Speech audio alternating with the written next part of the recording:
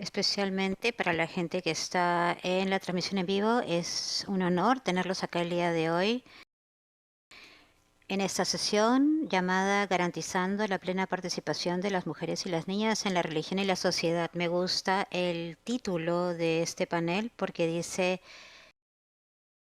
garantizar y no solamente invitando o alentando o algo más sutil, porque uno esperaría que en el siglo XXI estamos en un lugar en donde podemos garantizar la participación de las mujeres y de las niñas. Así que tengo acá unos expositores muy estimados que se dedican a diferentes cosas que voy a presentar. Cada presentador, cada expositor va a tener 10 minutos para poder compartir sus presentaciones y luego tendremos discusiones o conversaciones abiertas y preguntas y respuestas del público. ¿Hay alguna cosa que quisiera decir antes de darle la palabra al primer expositor? Cuando hablamos de garantizar la plena participación de las mujeres y las niñas, podría darse esto en diferentes niveles. A un nivel estructural, donde hay barreras organizacionales, puede ser a un nivel interpersonal, en donde hay que trabajar a través de las expectativas que tienen las mujeres de sí mismas o de las familias o de la sociedad. ¿Cómo trabajamos con esas expectativas? Y por supuesto, hay todas estas cosas con las que tenemos que trabajar, como las necesidades emocionales y mentales, los estereotipos, la discriminación. Así que espero que nuestros expositores el día de hoy puedan aclararnos algunas de estas dinámicas para poder tener una discusión plena más adelante. Y con esto quisiera presentarles a nuestra primera expositora. Ella viene de Colombia. Bienvenida. Su nombre es Liliana Franco, presidente de la Confederación Caribeña y Latinoamericana de Religiosas y Religiosos, CLAR. Es la abreviatura. Gracias y bienvenida.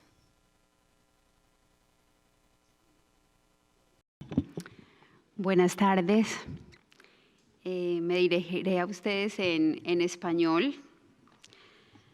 La mejor manera que yo conozco de acercarme a la realidad es en clave contemplativa.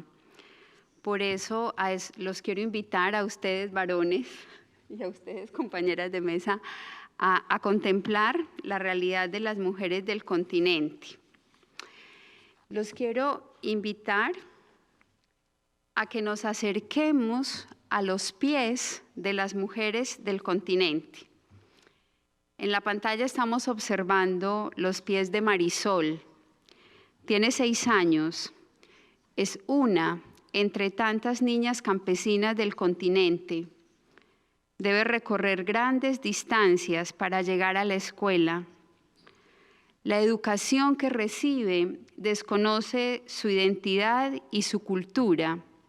Es la misma que se ofrece en la ciudad y los estándares con los que se mide su aprendizaje no tienen en cuenta factores como cultura, nutrición, vivienda, servicios públicos, ambiente familiar. La pandemia ha venido a evidenciarnos todas las brechas sociales, económicas y tecnológicas de las que ella es víctima. Y los invito a hacer un silencio reverente para contemplar los pies cansados de Juanita, Estefanía y Adelaida.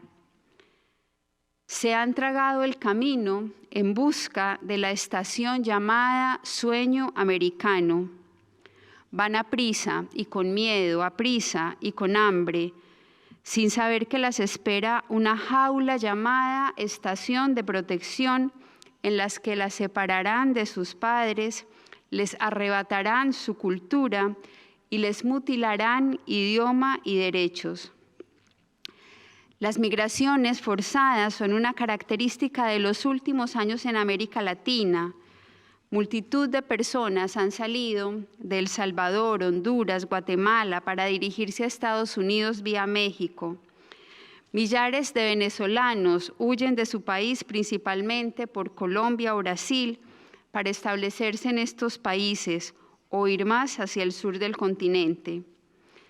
En Venezuela, la población, muchas mujeres huyen en situación del régimen político. Con Teresa y con Lucía los invito a que nos bajemos de la bestia, a que nos apresuremos a construir con palos, cartones y latas un cambuche que abrigue a los hijos, que proteja la virginidad y también los bienes que se conservan en la mochila y en el alma. Quedémonos con ellas un rato para saborear el hambre, la escasez, la impotencia. Ellas que presencian en los noticieros cómo aumenta el Producto Interno Bruto y se diversifica la producción, mientras para ellas el ingreso no les alcanza para vivir. Con ellas reconozcamos que las migraciones forzadas y el estallido social del último tiempo contradice la tesis de que nuestros países viven en democracia. Las brechas aumentan ante la indiferencia de muchos de nuestros gobernantes. Y hagamos un alto en el camino para ubicarnos en la esquina del barrio con Mariana, en ese lugar por el que pasan las oportunidades sin hacerle venia a la juventud. En ese mismo lugar en el que los protagonistas del microtráfico se pelean el territorio por el que se desangran tantos, absortos en humo y en marcas. La esquina que presencia los enfrentamientos entre pandillas y en las que las fuerzas de turno reclutan sueños y porvenir. Y detengámonos con Elena y Milagros, en el pueblo en el que los políticos de turno prometieron construir una carretera, levantar un puente, hacer un acueducto. Indignémonos con ellas ante la corrupción que le mengua posibilidades de vida digna a los más pobres de nuestro pueblo. Veamos cómo se polariza nuestra gente ante ideologías, eslogans y campañas narcisistas. Resistámonos ante los planes de desarrollo de los gobiernos en los que solo prima el bien particular. Y asistamos con ellas a las movilizaciones, seguros de que los motivos inmediatos no son los mismos en todos los países y las características a veces han variado, pero la indignación social las caracteriza a todas ellas. Con Elena y Milagros no podemos dudar que este continente se moviliza expresando las desigualdades y las vergonzosas condiciones de injusticia social. Y junto a Joana, escuchemos el grito de tantas que son conducidas a donde no quieren, las víctimas de trata que son llevadas de un lugar a otro con fines de explotación. En su mayoría, explotación sexual, laboral o para la mendicidad. Reconozcamos en su compañía que por cada víctima de trata de personas identificadas existen más de 20 sin identificar. Y dejemos que se acerquen también de nosotros las víctimas de abusos sexuales, de conciencia y de poder, esos que nos reclaman nuevos modos de relación. Con Susana, intentemos escalar lo imposible, los caminos de la equidad laboral, del trabajo justo y bien remunerado. Al ritmo de sus pisadas, sintamos cómo la clase media disminuye aceleradamente mientras la pobreza, especialmente para la mujer, sigue aumentando. Acerquémonos con ella hacia ese espacio minúsculo en el que hace su nicho arrollador de lo humano, la maquila, y vistamos el socavón de la fábrica, en el que los derechos se congelan para muchas mujeres tras los frigoríficos o se calcinan en torno a hornos en los que se cuece la panela y la salud. Aricete pertenece a una de tantas comunidades indígenas de la Amazonía brasilera. Ve desgastada su tierra por la minería, se paraliza ante los sistemas de turno que elaboran megaproyectos que desconocen el derecho a la tierra y de los pueblos.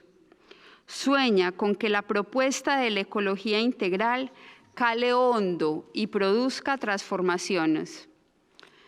También podríamos parar en este ejercicio contemplativo y ofrecerle un hombro o un pañuelo a Mónica. Ella, al borde del camino, está agotada por un sistema que la ha convertido en objeto sexual, por el consumo que la obnubila y le resta posibilidades a su ser, por los estereotipos de belleza que la ubican en situación de descarte. Ella llora ante un mundo que es como un mercado en el que se exponen, venden y consumen identidades. La desangra el consumo. Esta es una NN, pero podría ser María, Teresita, Ofelia, Yolanda, Julia, una de tantas líderes sociales de nuestros pueblos asesinada por defender los derechos humanos, la construcción de la paz, por trabajar por la instauración de una ética civil, por animar a sus comunidades a diversificar los cultivos o marchar a favor de la tierra en la geografía afro. Con ella nos duele el asesinato de líderes sociales y lideresas asesinadas. Daniela y Marta aprendieron a hacer el camino de 2 en 2, con dificultad y superando muchos obstáculos, incluso congregacionales. Estudiaron teología cuando las facultades del continente solo ofrecían a las mujeres las posibilidades de formarse en ciencias religiosas. Se doctoraron, una en dogmática y la otra en pastoral. Regresaron a su tierra para empeñarse en ofrecer lo que a ellas se les negó, pero encontraron cerradas las puertas de las universidades. Alguna les ofreció trabajo por horas y en otra les dijeron que las plazas solo son para sacerdotes, pastores o varones. Beatriz acaba de cumplir 72 años. Ha sido catequista desde los 15. Todos en su pueblo saben que Dios es amor porque lo leyeron en sus ojos y lo bebieron en la sopa caliente que ella siempre ofreció a quien cansado pasaba por su casa. Hoy se sentó triste y con las piernas cruzadas porque al nuevo párroco se le ocurrió que es una locura que una mujer, y más sin estudios, se dedique al anuncio del Evangelio. A diario veo la andadura de estas y otras mujeres. Muchas veces voy siguiendo sus pasos y otras simplemente las acompaño al caminar.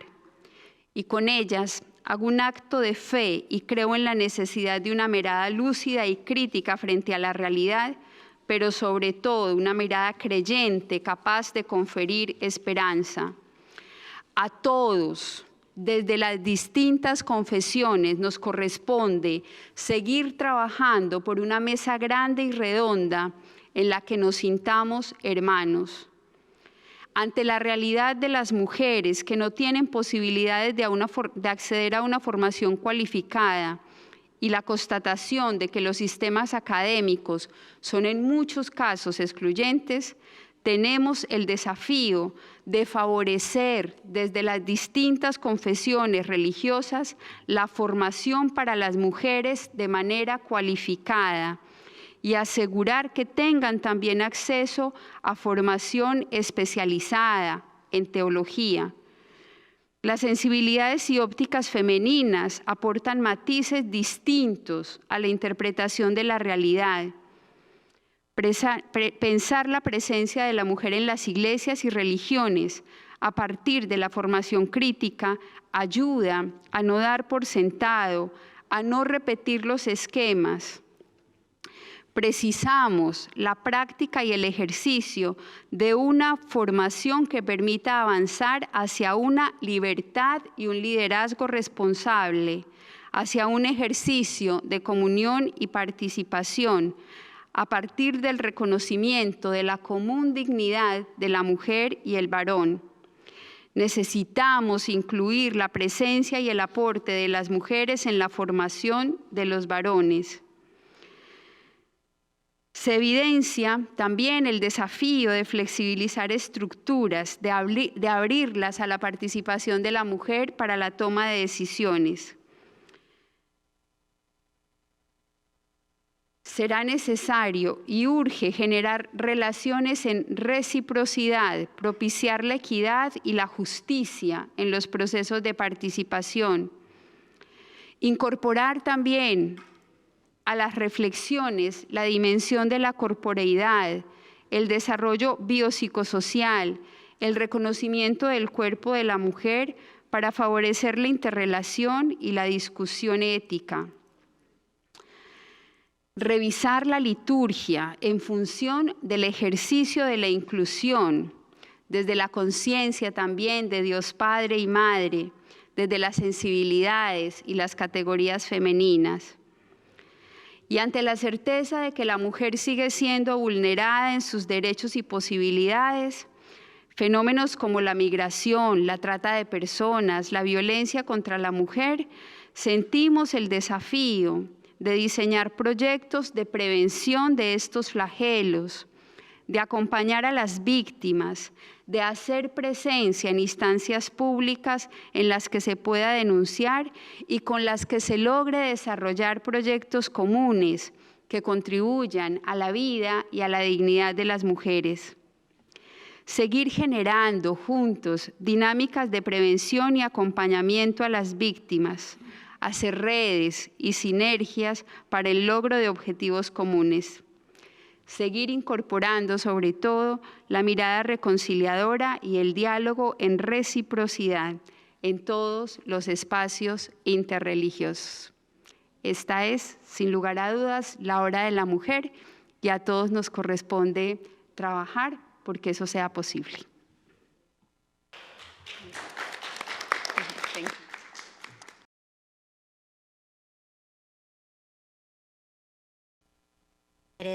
Sea más real para nosotros y la próxima vez que camines con ellas o las veas, por favor, dales nuestros saludos más cálidos y esperamos poder hacer más para hacer que sus vidas mejoren. Ahora tenemos a Cristina Tobías Naji. Ella es la directora de Comunicaciones y Asuntos Públicos de Islamic Relief USA y trabaja como enlace del Consejo Asesor para el Grupo de Trabajo sobre Refugiados, Desplazamiento y Migración, Foro Interreligioso del G20. Es un gran honor estar acá. Normalmente estoy acá hablando en paneles de refugiados y hemos escuchado mucho sobre esto, sobre nuestras áreas temáticas o si es migración forzada, cambio climático, la pandemia, salud pública, refugiados y todos estos temas. Sabemos que las niñas y las mujeres son más vulnerables, pero no estoy el día de hoy aquí para hablar sobre esto, sino para presentarles una campaña que Islamic Relief está haciendo a nivel mundial. Nuestra federación, nuestras oficinas en más de 40 países se han juntado para lanzar a final de este año. Tenemos un excelente video y material de ayuda. No podemos mostrarlo en la transmisión en vivo, pero podría mostrarlo de manera más privada. Bien. Aprecio lo que dijo Liliana, mostrándonos los casos, las historias que nos presentó el día de hoy y tocó nuestros corazones de esta manera, y una de las razones por las cuales no hemos lanzado este programa todavía y voy a hablarles de los antecedentes, es que estamos en el campo recopilando esas historias y tuvimos muchos retrasos a causa del COVID. Y ahora estamos regresando al campo, queremos hacer justicia para estas mujeres y queremos darles una voz, no queremos hablar en representación suya. Quiero retroceder un poco antes de que comencemos a hablar de nuestra campaña efectiva. Esta semana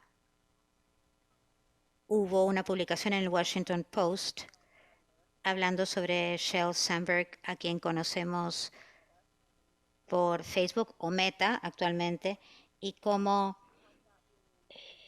¿y qué significa esto? Significa el final de la era Lean. Ha escrito muchos libros, ha sido expositora dando tips a las mujeres de cómo reclamar su espacio y ser líderes. Este ensayo tenía una hipótesis, una pregunta y una observación. Y la hipótesis o asunción que ella tenía o que hizo era la siguiente: es que la ascendencia de las mujeres hacia el liderazgo va a continuar siendo lineal a medida de que tengamos mentorías y tengamos más formación académica y estas rutas. Y hemos visto con la pandemia cómo esto no ha sido el caso. Tantas mujeres han tenido que dar un paso hacia atrás y dejar sus trayectorias, sus carreras, porque tenían responsabilidades familiares. Y esa fue una hipótesis equivocada. La pregunta que se hacía este ensayo era, ¿es, ¿es esto lo que las mujeres aspiran? ¿Ser líderes y ser parte de entidades corporativas o están buscando algo más transformador? Y voy a regresar a este punto en unos instantes. Y la observación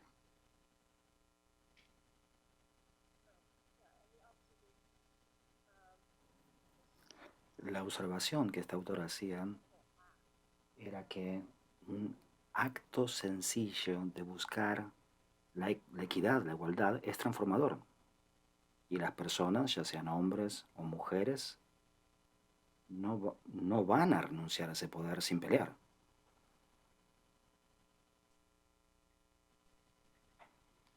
Entonces, continuando con este tema de qué significa lo transformador, mi organización, Islamic Relief USA, se ha juntado y han decidido que tenemos la responsabilidad de ser una entidad que tenga una visibilidad y que tenga acceso a tanto de los países en donde tenemos acceso y trabajamos, y es el acceso a las comunidades locales y la confianza de ellas, ya sea acceso a los gobiernos, a las personas con poder.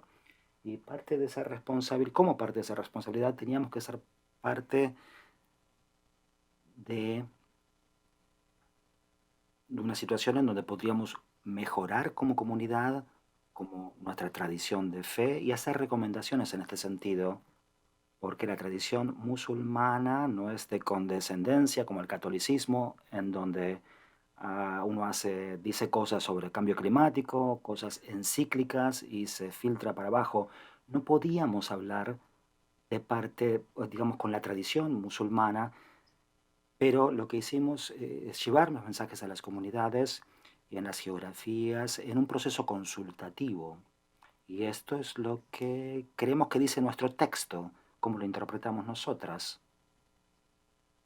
Esto fue entonces un proceso que en realidad comenzó antes de la COVID. Y creamos un documento que se llama la Declaración Islámica de Justicia de Género y el Empoderamiento de las Mujeres, y lo trabajamos con líderes de fe, imanes, académicos, etcétera, sobre la interpretación de nuestro texto sagrado, y lo comunicamos en geografías en todo el mundo y en todo tipo de comunidades. Ahora querría hablar por qué hicimos esto y cuál fue el proceso, cuáles son los desafíos que hemos enfrentado. Y me encantaría, creo que alguien dijo, no sé quién lo dijo hoy, pero alguien dijo, cuando hay desafíos también hay oportunidades.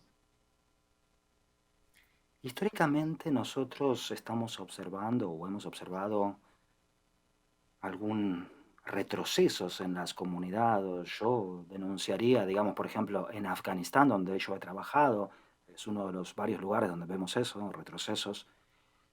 Y venimos de esta tradición muy fuerte de mujeres musulmanas que han sido reinas y primeras ministras y miembros del Congreso, en Estados Unidos lo vemos también. Así que tenemos esta tradición muy fuerte y sin embargo no lo vemos representada por todos lados.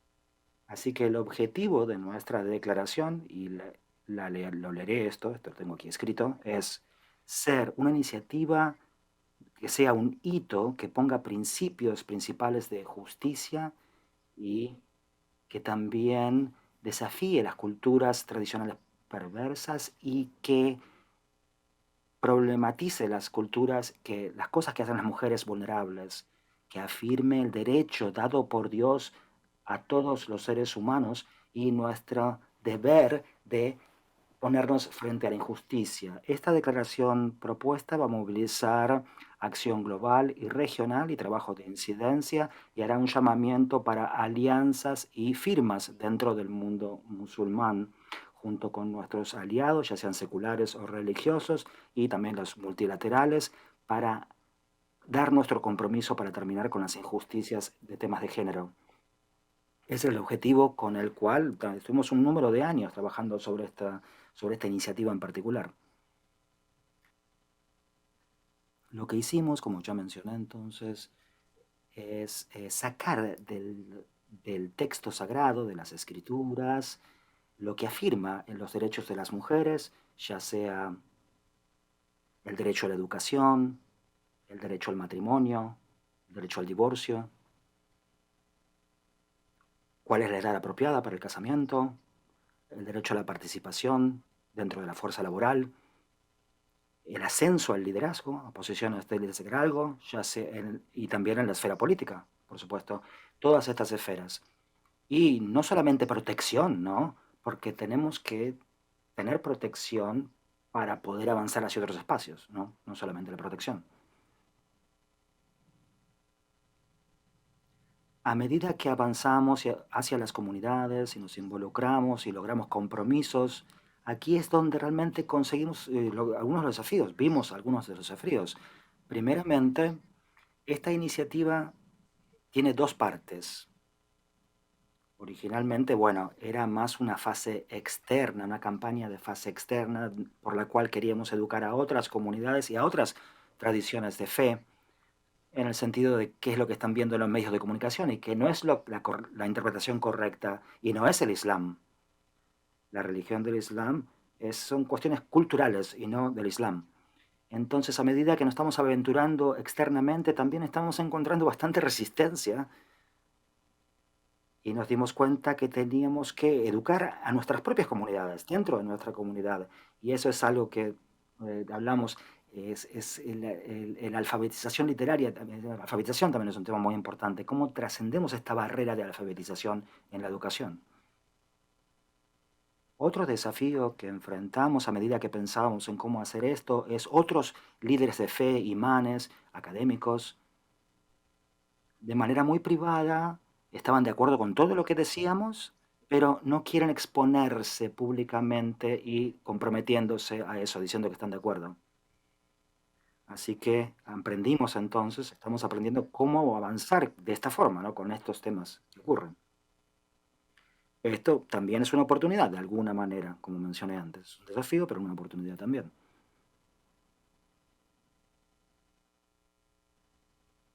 La campaña se va a lanzar el próximo otoño. Como ya mencioné, va a pasar el mismo día, la misma semana, en 40 países, todo al mismo tiempo, para lograr mayor impacto, que los medios de comunicación lo difundan.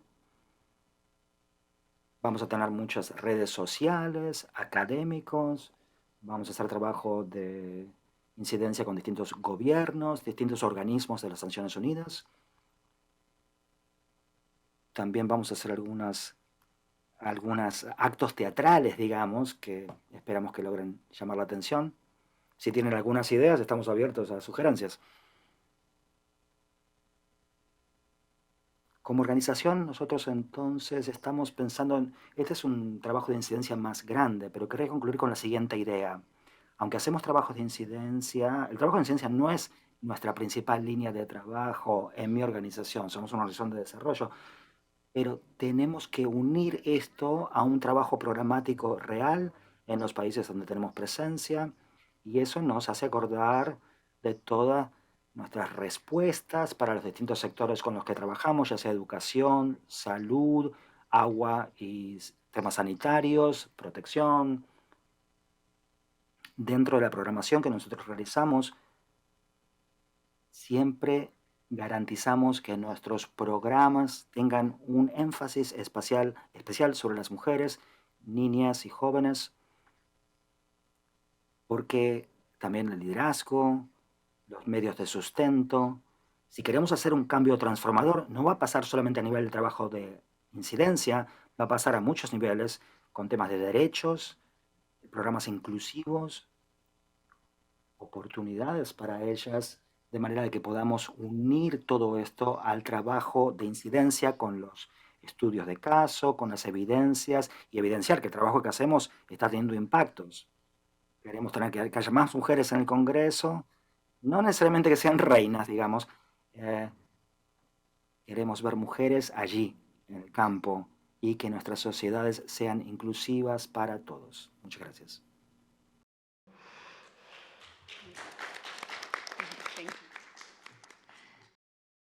Muchas gracias, Cristina. Me gustó mucho lo que dijo sobre darle voz a las mujeres y no hablar por ellas, ¿no? Y se conectaba con lo que decía Liliana, ¿no? Más antes, incluir a las mujeres en el proceso de toma de decisiones. Es tan importante, ¿no? Entonces, tener una plataformas sinceras a través de las cuales involucrar a las mujeres y escuchar de ellas y no solamente hablar con la voz de ellas, ¿no? Y quiero que ir a ese almuerzo. Sí, 40 países, 30 países que van a ser parte de eso. Con eso entonces querría ahora avanzar a la próxima ponente, la señora Andre Kitagawa, que es presidenta de la Academia Internacional para la Cooperación Multicultural y copresidenta del Grupo de Trabajo sobre Igualdad de Género y Trata de Personas del Foro Interreligioso del G20. Audrey, adelante.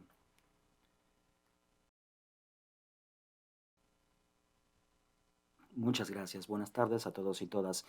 Estoy encantada de ser panelista en esta sesión y garantizar la participación de las mujeres en todos los aspectos de la sociedad.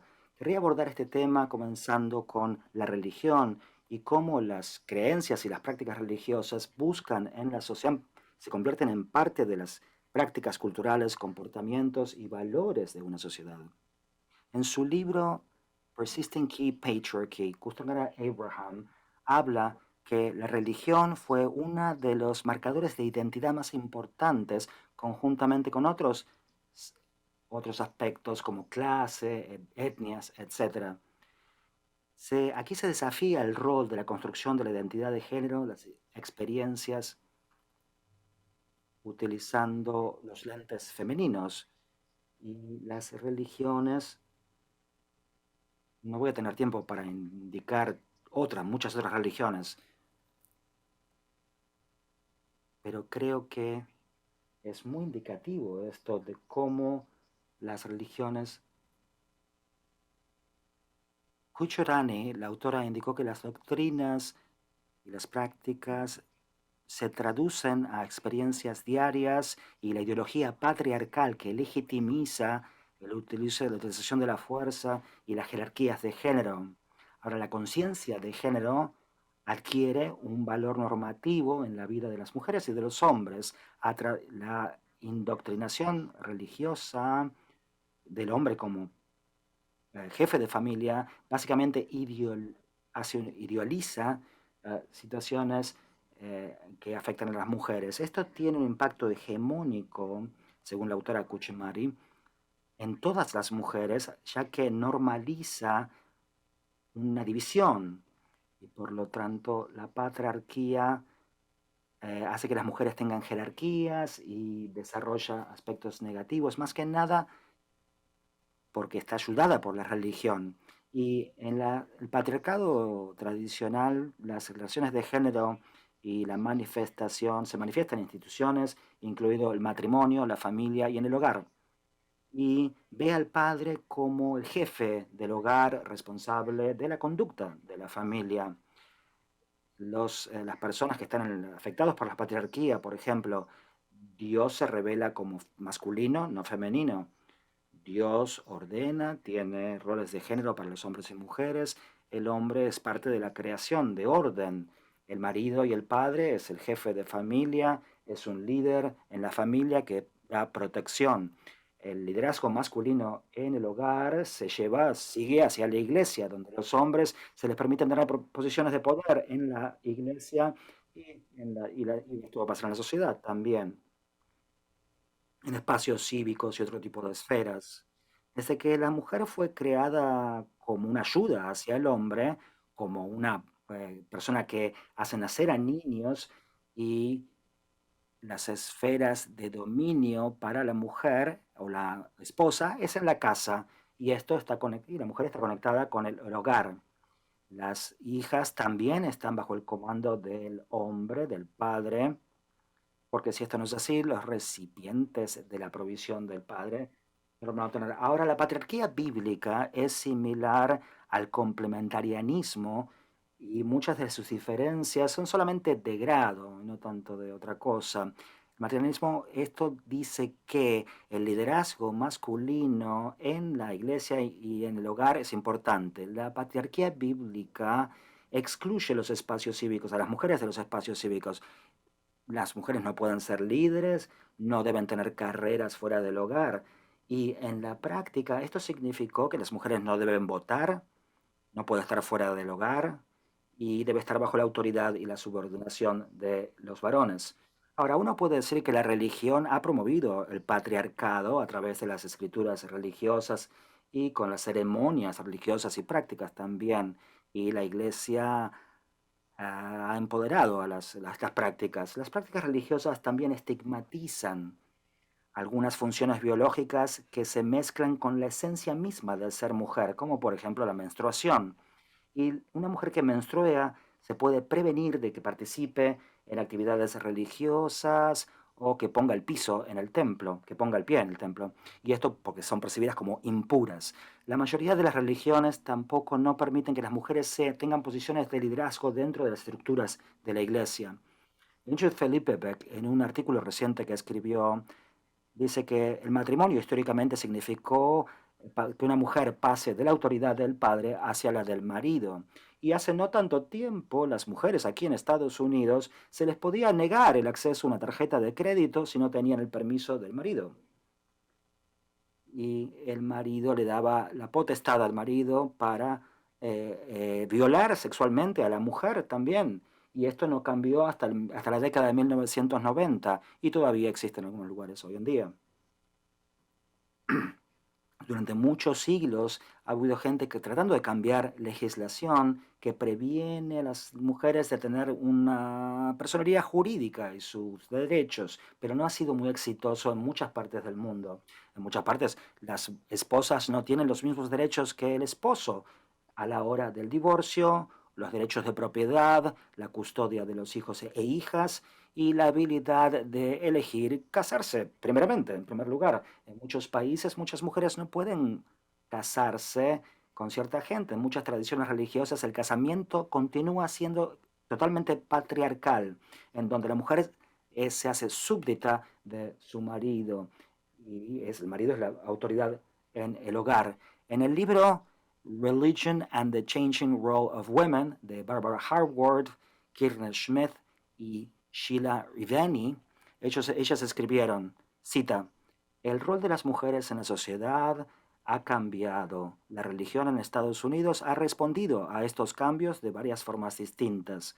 Hay nuevos roles profesionales y en las iglesias y en las sinagogas que han sido abiertos a la gente, entre muchas denominaciones, y también pueden ser personal del clero. muchas posiciones de liderazgo también están siendo llenadas por mujeres y ha habido cambios y temas teológicos que han cambiado, incorporado el tema de género, incluyendo mujeres que intercambian imágenes o se cambia la imagen de Dios en la iglesia como hombre, etc.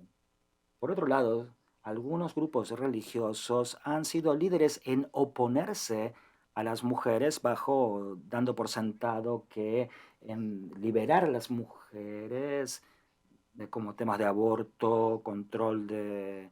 eh, esto ha ido a otros movimientos más importantes en donde los grupos religiosos y denominaciones se han convertido en muy polarizados.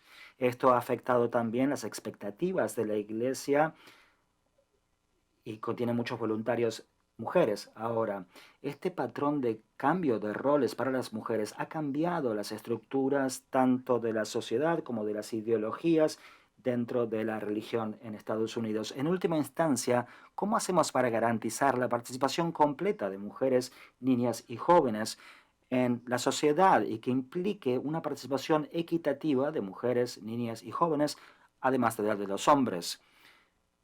Mientras que reconocemos que las divisiones políticas, sociales y económicas son muy profundas, especialmente en un lugar tan polarizado como los Estados Unidos. Vemos lo que ha pasado en la Corte Suprema de Estados Unidos, Roe versus Wade, el tema del aborto y cómo está tomando centralidad dentro de los currículums escolares y el contraste tremendo entre aquellos que son privilegiados y los pobres y la erosión de un balance de la clase media, cómo podemos garantizar la participación de mujeres, niñas y jóvenes dentro de las sociedades y dentro de las religiones. Ahora, habría que pasar existen mecanismos legales internacionales y que no existían hace unos años. Y la Declaración de Derechos de las Naciones Unidas, la Carta de las Naciones Unidas, la Convención y todas formas de discriminación contra las mujeres, la Comisión sobre el Estatus de la Mujer y múltiples resoluciones del Consejo de Naciones Unidas que buscan mayor protección y mayor participación de las mujeres, niñas y jóvenes. Tenemos a Naciones ONU Mujeres y las iniciativas para apoyar la participación equitativa de mujeres en todo tipo de disciplinas. Y los ODS, el ODS número 5, en el cual exclusivamente lidia con temas de mujeres y la igualdad de género, el empoderamiento de todas las mujeres, niñas y jóvenes. Ahora, tenemos que seguir desarrollando estos marcos internacionales y expandir la participación de mujeres, niñas y jóvenes para apoyar a las comunidades del mundo. Y estos marcos jurídicos, legales y la implementación en la práctica debe ser hecha a través de las comunidades religiosas para alentar la participación completa de niñas y mujeres en la sociedad y en los grupos religiosos. Debemos reconocer que las mujeres son un agente poderoso de transformación y si acaso esperamos contar con un mundo más pacífico y justo, no podemos excluir al 50% de la población mundial. Debemos hacer que la gente se incorporen en todo tipo de posiciones de liderazgo y eh, organismos representativos, garantizar una agenda de género y no hacer que el tiempo retroceda para el detrimento de las mujeres. Debemos creer que los derechos humanos sean tan robustos como sea posible para mayor protección de los derechos humanos de las personas en todo el mundo. Muchísimas gracias.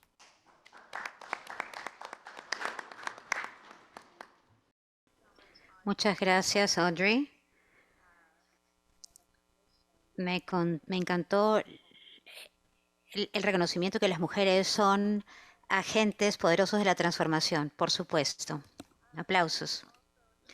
También muchas gracias por comentarnos sobre los peligros de el patriarquismo y quisiera ahora dar la palabra a nuestra última expositora, Louise Sprague. ¿Cómo es la pronunciación? Siempre la llamé doctora Lois, presidente del The Givers Center for Religion Inside Out. Muchas gracias. Es un gran honor para mí estar el día de hoy con ustedes en este panel y definitivamente, si es que vamos a garantizar la plena inclusión de mujeres y niñas en la religión y la sociedad, va a necesitarse todo el esfuerzo de todos acá presentes y de otras personas. El Gibbord Center es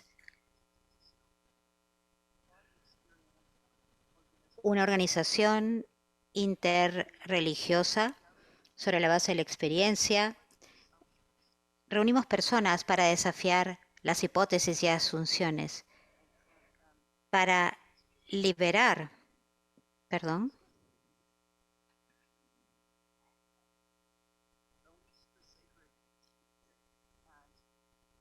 lo sagrado y sacar a la luz lo espiritual, lo que transforma el mundo. Si vemos lo que está pasando en el mundo actualmente, vemos estas luchas entre hombres y mujeres, luchas que se desarrollan de diferentes maneras, formas de manejar las crisis en el mundo. Y quisiera ver dos hipótesis que tenemos y cómo podemos verlas de manera diferente y qué tan importantes son en esta lucha. Y quiero compartir con ustedes dos historias y comentarles sobre dos cosas que está haciendo el Gibbord Center. Hace muchos años, los doctores y los investigadores investigaron qué es lo que le pasa a las personas cuando se sienten amenazadas y crearon o identificaron algo llamado el síndrome de la huida. Significa que si me siento amenazada, sube mi adrenalina y estoy lista para ir a la guerra o para huir. Existe un problema pequeño con este estudio. Ignoraron a las mujeres, no tomaron en cuenta a las mujeres. Cuando las mujeres se encuentran bajo estrés, sus cuerpos reaccionan de una manera diferente. Producen la oxitoxina, es una hormona, y las mujeres, ¿qué es lo que hacen? Cuando las mujeres están en crisis, se afilian, forman lazos. Me parece que necesitamos un poco de eso ahora, a medida que estamos lidiando con las crisis en el mundo y el poder de las mujeres. Y la ruta para las mujeres hacia adelante es encontrar diferentes formas de afiliarse. El segundo concepto que quisiera mencionar es que hay una antigua teoría de cómo piensan las personas y dice que el concepto confunde un precepto. Hay muchas maneras de decir esto. Lo que significa esto es que si tengo un concepto de lo que es algo, por ejemplo, el concepto de lo que es una mujer, y luego, ¿qué sucede? Comienzo a ver las otras cosas que podrían ayudarme a verla de manera distinta. Y es realmente importante para nosotros ver la forma en que pensamos sobre las mujeres y el rol de las mujeres el día de hoy y dónde reside nuestro poder, porque nuestro poder viene nuevamente de las diferentes formas en que podemos afiliarnos y que podemos estrechar lazos con otros. Una parte del conflicto que estamos pasando en el mundo actualmente es que las personas en el poder no quieren dejar este poder, porque la imagen es esta: si dejo mi poder, tú me vas a tratar de la manera en que yo te he tratado y haré cualquier cosa para defenderme de esa posibilidad. Pero eso no es efectivamente cierto cuando vemos lo que las mujeres están tratando de hacer. Dos historias.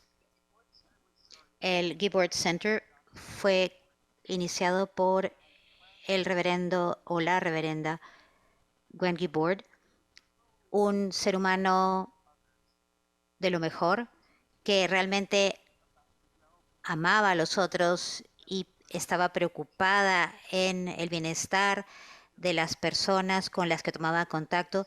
Trabajó con el Consejo Nacional de las Iglesias y hubo un rumor o una advertencia hacia los hombres. ¿Realmente quieren ustedes ir a cenar con Gwen? Porque tengan cuidado porque 3 días después se van a dar cuenta de lo que aceptaron hacer. a los inicios de su carrera, y esta historia no vienen de ella, vienen de otras personas, pero lo verifiqué con ella, había una persona que no creía en la ordenación de mujeres, en el empoderamiento de las mujeres. Y Gwen estaba en el proceso de llegar a determinados puntos. Y él hizo todo lo posible para evitar el ascenso de Gwen. Y era el jefe del consejo. Quería ella una posición en el consejo. Y Gwen se reunía con él, tomaba contacto con él y decía, me gustaría formar parte del consejo. Y él decía, no, eso no va a poder suceder. Y ella dijo, ok, pero dime cómo llegaste a ser sacerdote y cuéntame sobre tu familia y cuéntame de las cosas que son importantes para ti. Y ella comenzó a preocuparse por él. Y llegó un momento en que ella fue al consejo y hubo unas discusiones en el consejo, cómo vamos a proceder, y se le permitió tomar la palabra antes de la votación. Y ella dijo al consejo, quiero decir algo muy importante en este momento, porque hay una división sobre este punto. Y quiero decir, cuando vi a esta persona en el servicio, al momento de la oración, vi que él amaba al Señor tanto como yo, que él es un ser humano tan bueno como yo, tan fiel como yo, y no quiero que este voto dañe nuestra comunidad. Y les pido a cada uno de ustedes que hablen con su corazón y voten de acuerdo a lo que consideran que es correcto, y que quiero que sepan que no importa cómo resulte la votación, voy a continuar amando y respaldando este consejo. Y se retiró con el permiso del consejo, y cuando el consejo votó, todo el mundo estaba sorprendido y votaron de manera unánime para invitarla a formar parte del consejo. Y en su lecho de muerte, el sacerdote llamó a Gwen para que estuviera con él en ese momento, porque se trata de las relaciones, de construir relaciones, de mantener relaciones. Otra historia. Una gran parte del trabajo que hace el Gibbard Center es tras bambalinas. Tratamos de ayudar a las personas a superar sus dificultades para que puedan volver a conectarse, y esto sucedió en el Medio Oriente. Había una situación muy difícil en un hotel y todos se reunieron ahí y trataron de encontrar una ruta, una solución. Gente con muchos conflictos, y en algún momento uno de estos señores relacionados con la guerra golpeó la mesa y dijo, no puedo hacer esto, y se quiso poner de pie, y Gwen, sin pensarlo, le tomó la mano, bajó su mano, y en ese momento nadie sabía lo que iba a pasar. Sacaron las pistolas y ella dijo, no puedes irte porque eres demasiado importante. Tu presencia aquí es demasiado importante, por favor, quédate. Y respiró, se sentó y todo el mundo respiró hondo y solucionaron o atravesaron la crisis. Se trata de decir, hay algo más importante en mi agenda. Hay una imagen de que cuando nos ponemos de acuerdo, nos juntamos, los hombres y las mujeres pueden hacer cosas extraordinarias.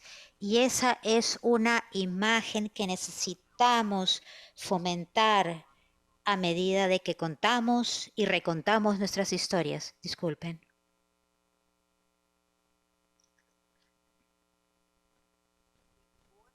El Gibbard Center tiene una política, y de acuerdo a esta política dejamos que las personas cuenten sus propias historias.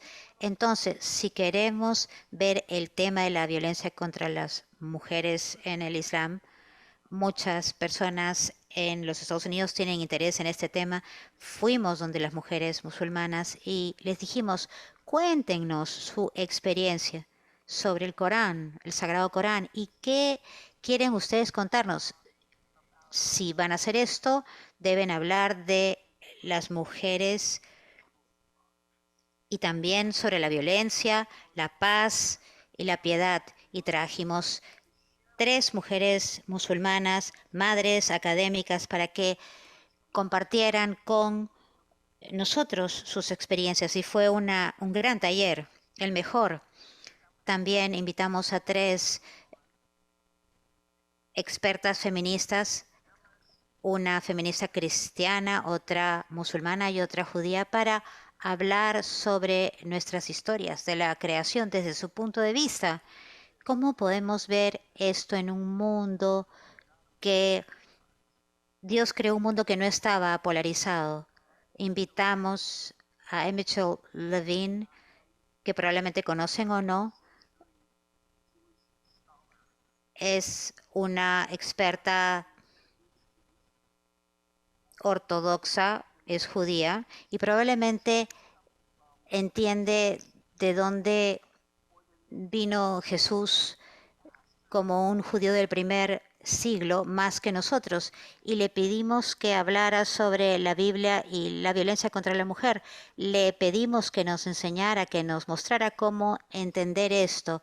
Por ejemplo, el contexto donde se creó el hombre, cómo comenzamos a tomar alguna de estas informaciones con diferentes matices, cómo abrimos el diálogo y tratamos de ser más abiertos. El Gilbert Center, como una organización abierta, tenemos varios asesores que cubrimos muchos aspectos o espectros como el paganismo, catolicismo. Todo el mundo es bienvenido a nuestra mesa para ofrecernos su perspectiva espiritual, porque nos enriquecemos con las experiencias de todos. Dios pudo habernos hecho a todos iguales, pero eligió no hacerlo, y consideramos que la razón para ello es algo muy entusiasmante, porque cada uno de nosotros tiene algo para aportar.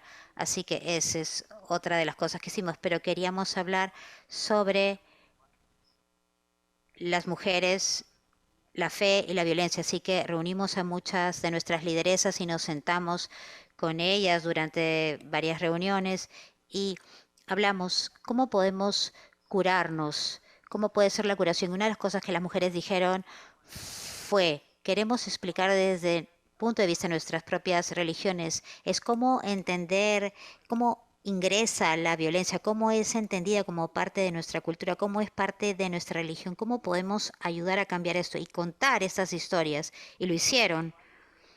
E invitamos personas que estaban, mujeres que estaban traumatizadas y que necesitaban sanarse.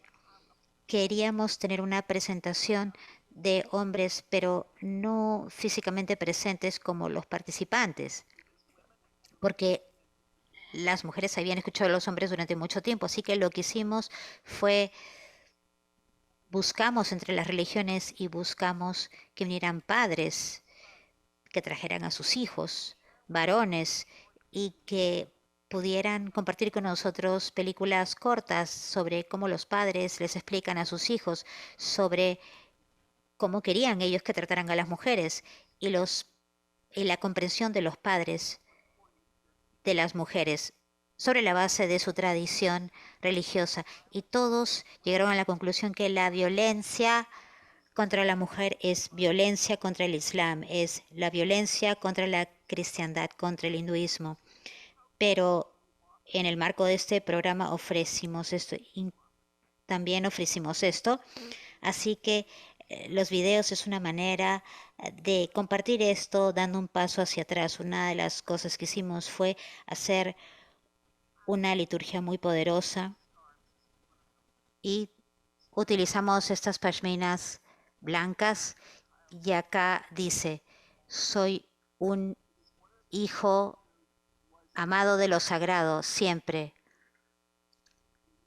Y queríamos algo bello en nuestras manos, y le pedimos a todas las mujeres de las diferentes religiones de que bendijeran las pashminas, y les pedimos a las mujeres que estaban presentes y llevaron a sus novios. Estaba sorprendida con el número de hombres que estaban en la catedral. Llevaron a sus padres, a sus novios, a sus hermanos, y los invitamos a todos, incluso a los perpetradores que ven lo que nos separa de lo que Dios quiso para nosotros a la hora de crearnos, y pedimos que escribieran eso y creamos un fuego en el escenario y que lo dejaran en el fuego y que estuviera envuelto en una pashmina.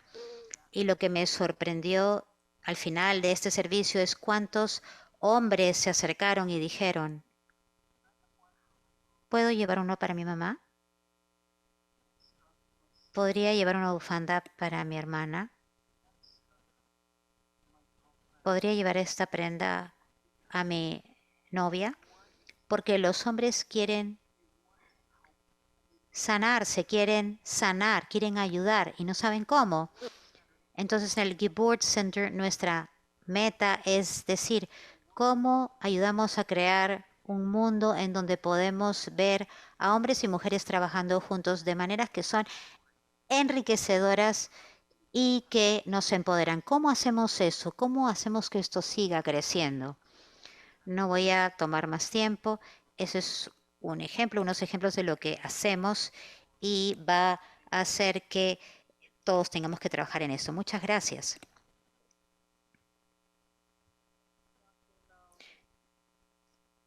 Gracias, doctora Lowe. Realmente estamos viendo lo que se necesita para crear relaciones, para asegurar la plena participación de todo el mundo, jóvenes, viejos, hombres, mujeres. Debe haber sinceridad, debe haber sanación, debe haber un espacio para escuchar, para estar en desacuerdo, para decir tu presencia es necesaria aquí. No te vayas. Muchas gracias.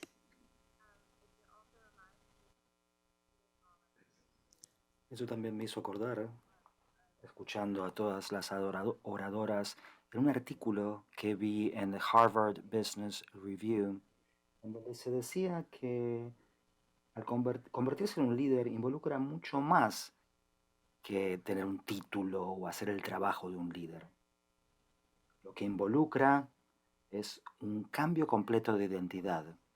Y escuché a muchas de las oradoras aquí diciendo sobre cómo las mujeres tenían que ser vistas distintas y las mujeres mismas a veces necesitan verse distintas a ellas mismas. Voy a tomarme ahora un momento para más o menos revisar algunas ideas. A medida que yo estaba tomando notas, escuchando a la gente, hice como una itemización de cosas que se han dicho, el comenzar con la educación, con educar a los hombres, educar a la sociedad, hacer que las mujeres sean partes de los procesos de toma de decisiones, evaluar las escrituras, ir a nuestras raíces y sacar cosas de ahí, trabajo de incidencia con la comunidad, educativas en nuestras comunidades, desarrollar un marco internacional o marcos internacionales y compartirlos y utilizarlos entre nosotros y nosotras. Y muy importante, algo muy importante que nos va a llevar a todos, cada uno tenemos que hacer lo siguiente, encontrar distintas formas de afiliarse, formas genuinas de crear relaciones y curarse, y el poder de la narrativa, de las historias, como nos compartió, bueno, en realidad todas aquí han dicho algo sobre las historias. La narrativa es tan poderosa, ¿no? Para garantizar la participación completa y de mujeres también, y de niñas y de jóvenes. Como no tenemos mucho tiempo tenemos un poquito de tiempo para preguntas ahora, permítanme a ver, tener una idea, a ver si alguien tiene preguntas en la audiencia. Yo sí quería volver a esa idea de un cambio fundamental de identidad. ¿Y ustedes qué creen que tomaría eso? ¿Qué tendríamos que hacer para eso? Para que las mujeres se vean a sí mismas como lideresas, líderes, y que llevaría para que los hombres y las personas más grandes, aquellos líderes de la sociedad, que quizás hayan estado un buen tiempo en sus posiciones, y quizás no nos quieran, digamos, sí, nos quieren en la mesa, pero a veces no hacen lugarcito, digamos, para que entremos, ¿no?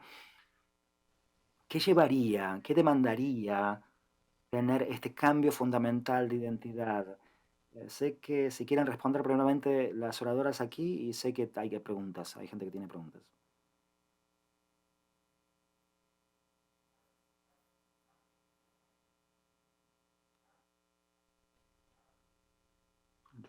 Muchas gracias por esa pregunta. Usted enmarcó la pregunta en términos de cambio de identidad en las mujeres, pero yo también creo que es muy importante de que los hombres tengan un cambio de identidad. Porque esto se construye en el poder de la dinámica, ¿no? Y una disparidad en la dinámica de poder. Y entonces tiene que ser en una situación coparticipativa de relación. ¿Cómo es? Todo este aspecto de dominación está lleno de testosterona, ¿no? Así que definitivamente necesitamos estar en condiciones de crear un cambio de identidad, lo cual es muy difícil para los hombres, porque históricamente esta identidad del patriarcado es una parte fundamental de toda nuestra historia como sociedad, como cultura, y se ha convertido en parte del ADN de las familias. Por lo tanto, va a llevar que el hecho de que haya voluntad para avanzar y cambiar esta dinámica de poderes y estar en condiciones de abrir espacios para la participación igualitaria y el respeto equitativo.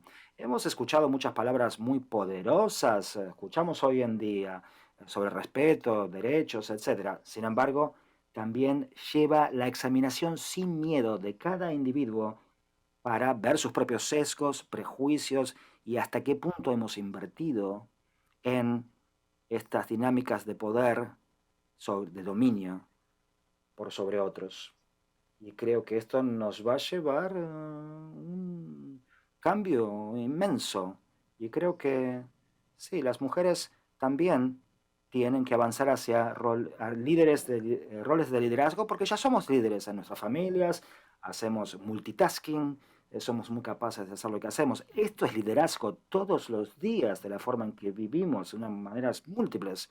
Por lo tanto, creo que ya está dentro nuestro, entonces, este liderazgo. Sencillamente tenemos que estar dispuestas a encontrar los espacios y las oportunidades para permitir que esto florezca. Ahora, el contexto en el que nos encontramos, en última instancia, nosotros también debemos permitirnos o no permitirnos ser reprimidas y marginalizadas.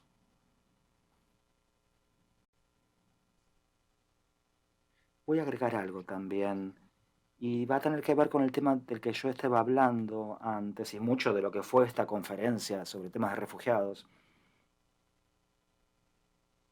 Yo les recomendaría muchísimo, hablando de mujeres en las legislaturas, Omar, la autora Omar, yo la conocía bastante. Elhan Omar tiene una autobiografía que salió no hace mucho, creo que se llama This is what America looks like, y habla sobre estructuras, siendo refugiada ella misma, la autora, y que tuvo que mudarse a otro país y sufrir esa experiencia y todas las cosas que sufrió. Y llegar hoy en día a donde está ahora, del otro lado, y comprender las vulnerabilidades, ramificaciones, las comunidades de desposeídos, etcétera. Realmente nos llega al corazón lo que dice. Algunos de los obstáculos que esta autora ilustra y creo que son comunes en muchos lados fue el apoyo de la familia de ella. Creo que es un aspecto esencial, y eventualmente fue el apoyo de la comunidad. Ella habla de cómo inicialmente la comunidad o la comunidad étnica, la comunidad religiosa, no la apoyaba en sus roles públicos, también con las legislaturas, lo que trataba de hacer, y cuando llegó al Congreso, luego se dio cuenta que luego al llegar al liderazgo y al tener la habilidad de influenciar la legislación, cambiar políticas públicas, se convirtió en un activo para la sociedad, ¿no? Y su familia, su comunidad, entonces, la ve como un activo y no como un déficit. Y creo que es un modelo a seguir también. Porque si uno habla con ella, la gente va a decir, el orgullo es ser un modelo, ¿no? Para otros. Eso muchos líderes dicen eso. Todavía no hemos tenido una mujer presidente en Estados Unidos, pero sí contamos con mujeres que son políticas, que tienen roles de liderazgo. Creo que es algo muy importante eso. Yo percibo la necesidad de 4 cosas. Primero, desaprender. Tenemos que desaprender hábitos, esquemas culturales, modos de relación que están teñidos de machismos, de suficiencias y que no solo son de los varones, también de nosotras las mujeres. A veces somos reproductoras de esos modos relacionales que tenemos que desaprender. Pero también tenemos que aprender. Todos tendríamos la responsabilidad de educar para el reconocimiento de la dignidad común desde pequeñitos, a los niños, a los jóvenes, todos educarnos para ese reconocimiento de la dignidad común. En tercer lugar, tendríamos que crecer en valoración de nuestra identidad, cada uno, como varones o como mujeres, y en la conciencia de que es necesario, ahí donde estamos, en el grupo al que pertenecemos, generar escenarios de participación y fortalecer las redes.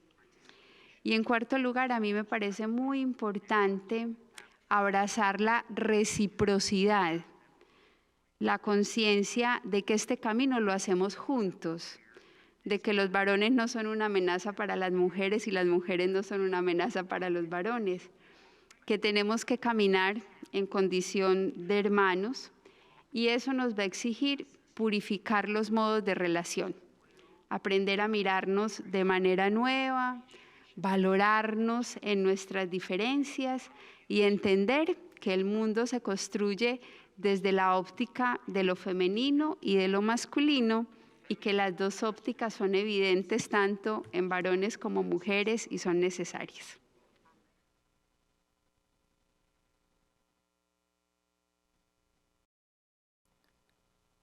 Dos cosas.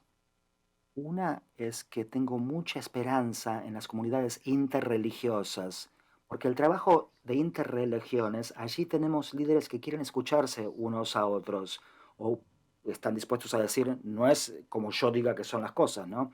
Creo que con este trabajo podemos llegar a lugares de espiritualidad en donde compartimos valores en común y de esa manera podemos progresar.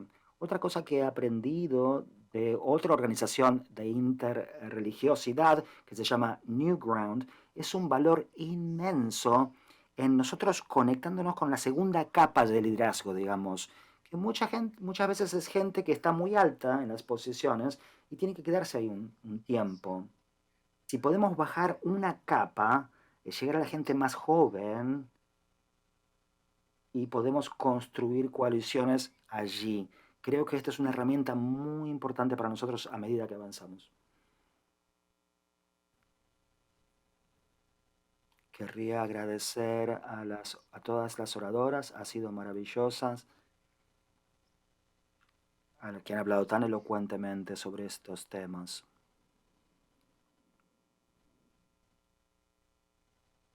Estaba observando el título de la sesión y es Garantizando la plena participación de las mujeres y las niñas en la religión y la sociedad. Y me da tristeza que haya 5 mujeres en el panel y ningún hombre. Yo si pudiera pedir, si pudiera invitar a hablar, veo que hay solo mujeres en el panel y se trata de avanzar las causas de esas mujeres. Y yo digo, ¿por qué no tener un hombre también? Porque la igualdad de género no es solo sobre mujeres, sino también sobre hombres. Ahora, habiendo dicho eso, creo que se puede ganar mucho gracias a los hombres y también he aprendido que el cambio solo ocurre cuando uno puede ver los beneficios. de esos cambios. Y querría compartir una cita de los escritos Bahaya. Mientras las mujeres no puedan, se limiten en su llegar a posiciones altas, tampoco los hombres van a poder lograr la grandeza. Entonces, si vamos a avanzar en este mundo, tenemos que avanzar tanto con hombres como con mujeres y ambos avanzando equitativamente. Tengo una pregunta que Pastli la hizo ya. Muchas gracias. Muchas gracias, señora Bani, por esa pregunta, por esa observación. Sí, entiendo lo que dice. ¿Alguna otra pregunta? Creo que podemos quizás capturar algunas preguntas. Tenemos un poquito menos de 10 minutos y quizás luego decidiremos qué pregunta tomar. Primeramente, algo de lo que dijo Bani recién, la señora Bani. No creo que este deba ser el único panel donde todas mujeres hablan. Cada uno de los otros paneles también merecen tener un panel completamente de mujeres. Mi pregunta era algo cuando Cristina, usted estaba hablando sobre la estrategia de Muslim Relief. Cuando hablamos de equidad y de ejemplos de buen liderazgo femenino, ¿cómo se vería eso según sus experiencias? Buenos ejemplos de ejemplos ramen, modelos masculinos, entonces. No sé cómo decir esto, pero lo voy a intentar. Sí, somos todos iguales, somos distintos, iguales. Hemos sido creados distintamente. ¿Cómo se equilibra el hecho de que somos iguales y sin embargo somos distintos fisiológicamente y por lo tanto con eso vienen distintos roles y responsabilidades? ¿Qué queremos decir cuando decimos igualdad? Es equidad, igualdad. Creo que hay malos entendidos aquí. Una comprensión más clara de equidad e igualdad y los distintos roles y responsabilidades que tenemos como individuos, como familias, como sociedad y como nación. Muchas gracias. ¿Cómo solucionamos esas tensiones, ¿no? Esas diferencias, la distinción entre igualdad y equidad? Equidad, sí, sabía la palabra equidad. ¿Alguna otra pregunta? ¿O volvemos al panel?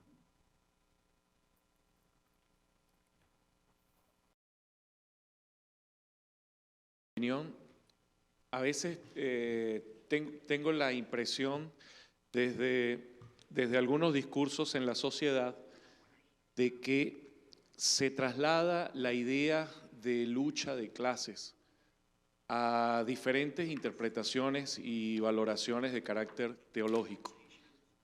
Creo que quizás nosotros debiéramos apuntar un poco más a la idea de cooperación de diferentes en función de objetivos comunes.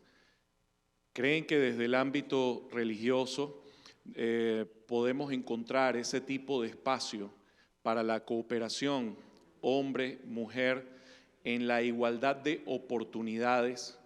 No siempre la igualdad de roles, si no fuera lo que se está buscando, pero al menos la igualdad de oportunidades. Y observo una experiencia en el caso de la presencia mayoritaria de hombres en el pastorado, al menos en el pastorado protestante. Y lo observo en este sentido, son más hombres los que se ocupan del establecimiento de iglesias que mujeres. Entonces, yo no vería el resultado de esto como una inequidad, sino como una opción que ha tomado un rol u otro, pero eso es muy específico de la comunidad religiosa a la cual adhiero. El himno nacional de mi país dice lo siguiente, dice: abajo cadenas gritaba el Señor y el pobre en su choza libertad pidió. Es decir, uno encuentra por un lado al alto potentado y a la persona pobre pidiendo lo mismo.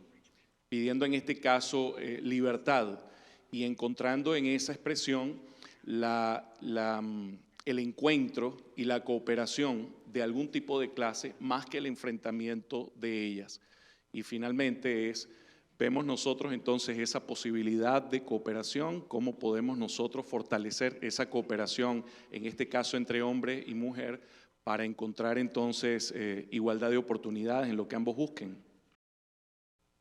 Muchas gracias. Voy a hacer un resumen a ver si puedo. En 3 preguntas que yo he hecho un resumen y les voy a pedir a nuestras oradoras que por favor tomen cualquiera de estas 3 preguntas, la que quieran.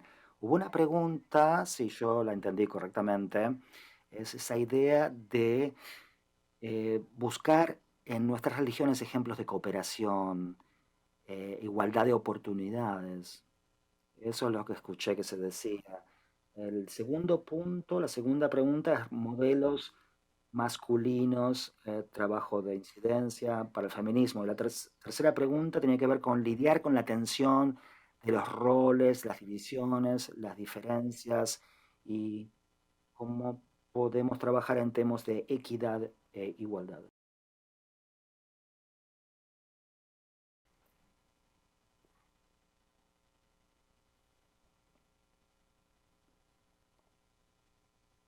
Sí, la tensión no tiene que ser necesariamente negativa, estamos hablando de diferencias.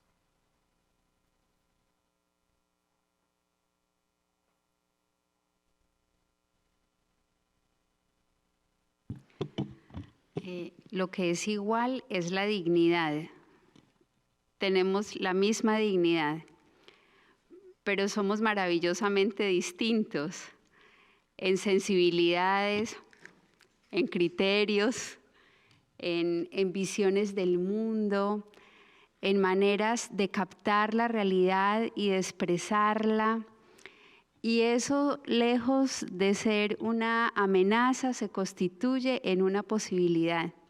Precisamente la diferencia que nos habita a varones y mujeres, desde hermenéuticas distintas, desde modos de aproximarnos a la realidad diferentes, eso es una riqueza. Y por eso la invitación es a la complementariedad en la que unos y otros, desde donde estamos y desde lo que somos, contribuimos a embellecer el mundo, contribuimos a narrativas distintas, le damos plenitud a esa experiencia de la divinidad que nos habita. Pero sí hay una certeza, y es que la dignidad es la misma. Y eso es lo que parece que el mundo ha olvidado, eso es lo que algunos invisibilizan, eso es lo que no acaba de ser para todos y en todos los contextos cierto. Y por eso tenemos que trabajar y hacerlo decididamente, porque la dignidad es la misma.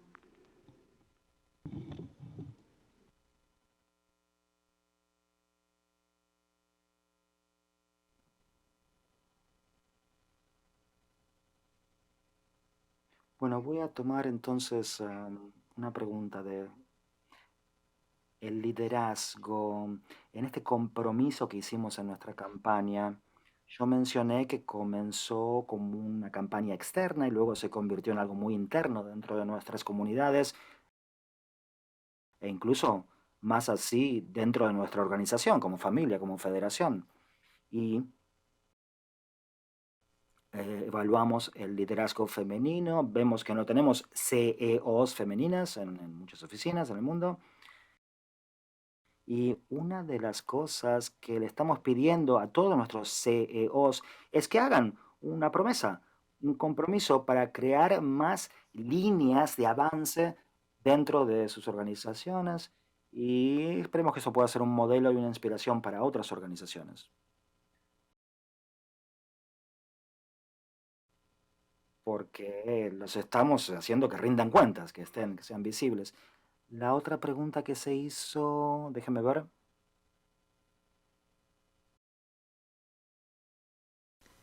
Eso está en la sección. El mensaje profético es igualdad para todos.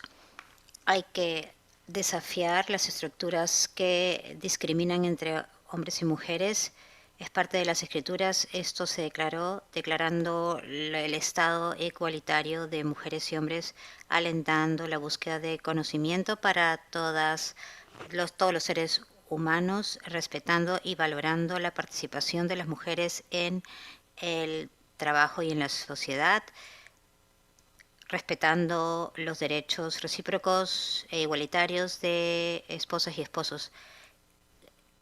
Como mencioné, en este caso nos proviene del Corán, pero sí del último sermón del profeta. Dijo: oh hombres, es verdad que tienen determinados derechos con relación a sus mujeres, pero ellas también tienen derechos sobre ustedes. Y termino acá.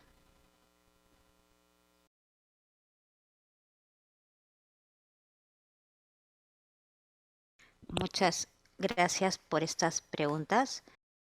Quisiera tener más tiempo para poder responderlas en mayor detalle.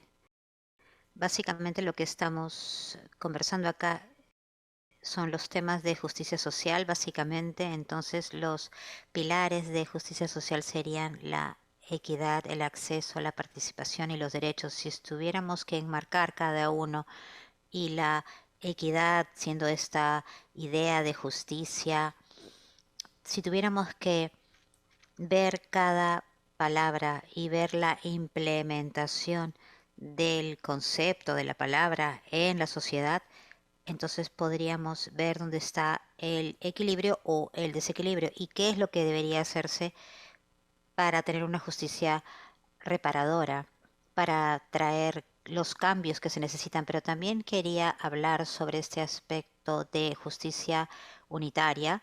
Hemos escuchado estas palabras que son articuladas en diferentes paneles, y ese tipo de justicia es un concepto básicamente de que la justicia se aplique con amabilidad y amor.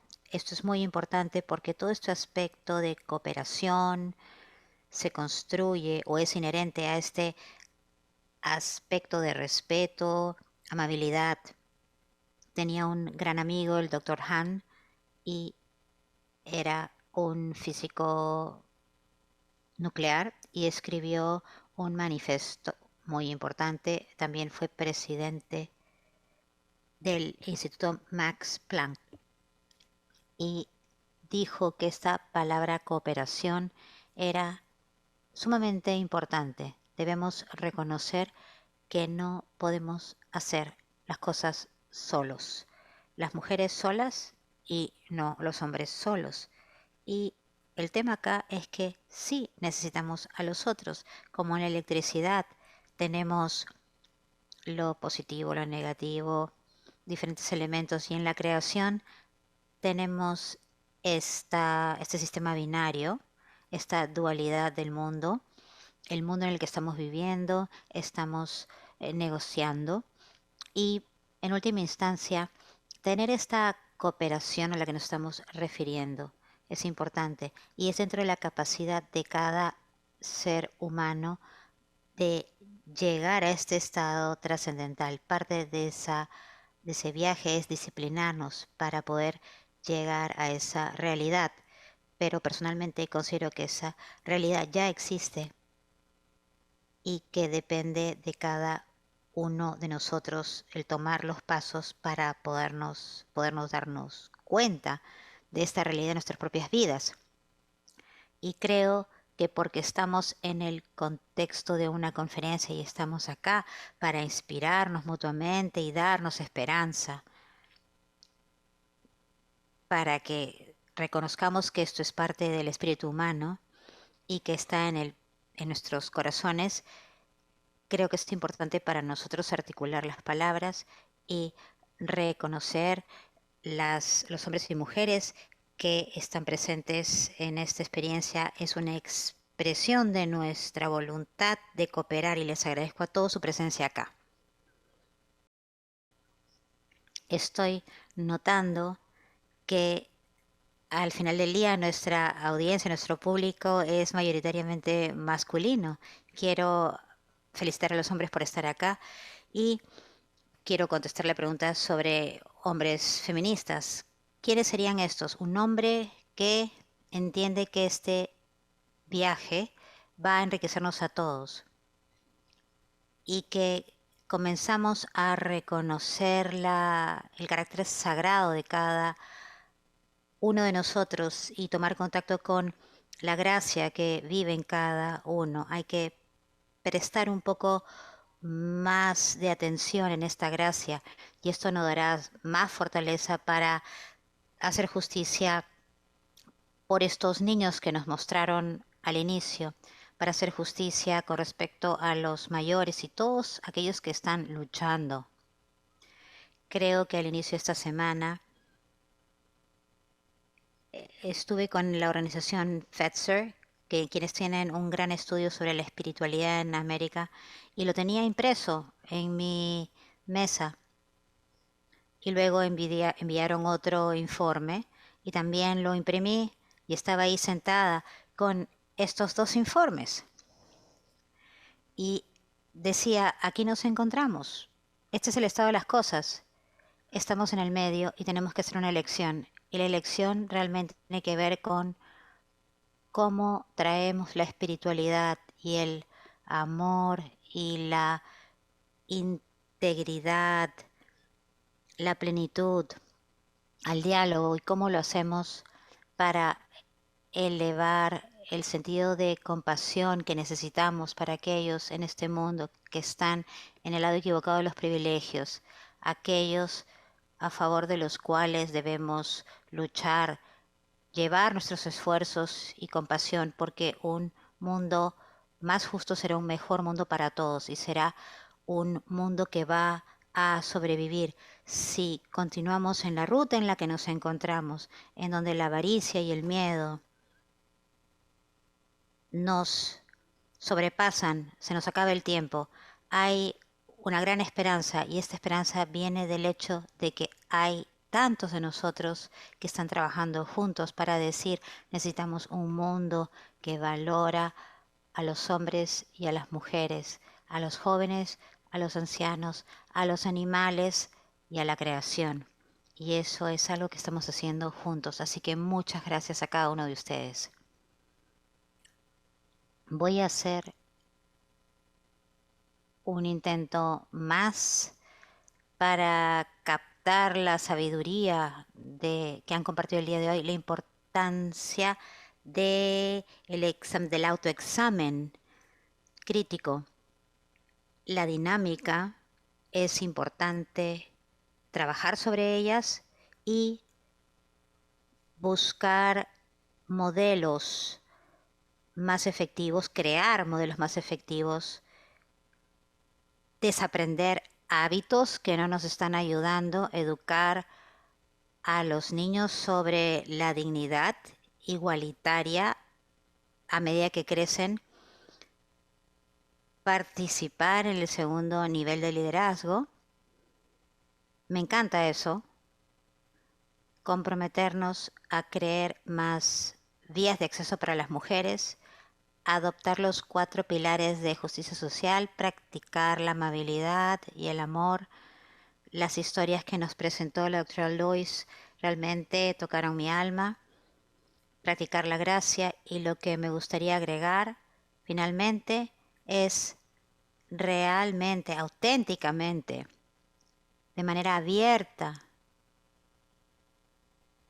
ver, observar, contemplar las diferencias que tenemos.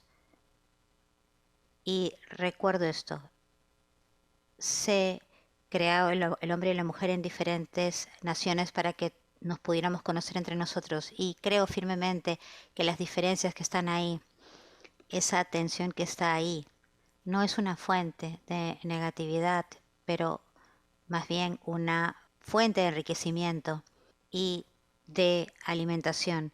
Los invito a todos para que sobre la base de la gracia y el autoexamen crítico con amor y con amabilidad, participemos de estas diferencias y aprendamos a trabajar mejor.